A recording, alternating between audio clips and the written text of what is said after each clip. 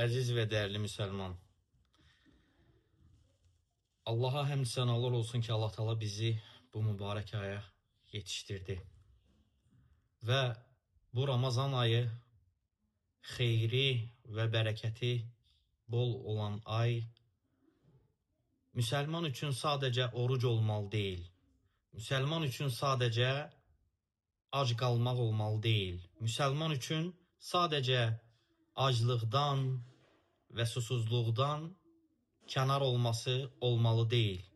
Çünki bu ay həm tövbə ayı, həm namaz ayı, həm günahlardan çəkinmə ayı, həm Allahı zikr etmə, həm Quran-ı Kərim, həm vəhiy və həm də ki, sədəqə və digər ibadətlər ayı olmalıdır.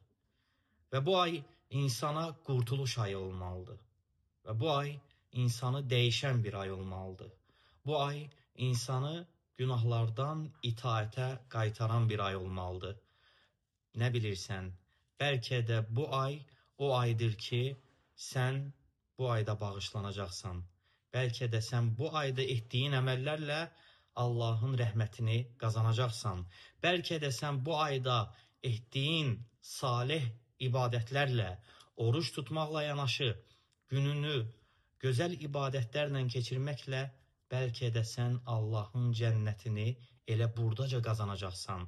Ona görə yorulma, usanma və günahlardan çəkin və günahlardan uzaq ol və Allaha tövbə et və səmimi qəlblə, ixlasla Allaha ibadət et.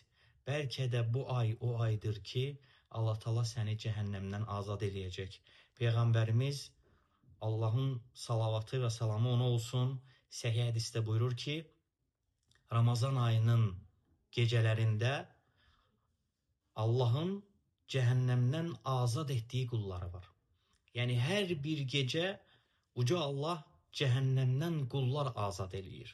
Və bəlkə də sən bu gecədə həmin qullardan ola bilərsən. Ona görə çalış, gündüzünü gözəl keçir ki, gecəni belə böyük mükafatlara nail olasan. Subhanəkə Allahumma və bihamdik, əşhədu ən la iləhə illə ənt, əstəğfirukə və ətubu ileyk.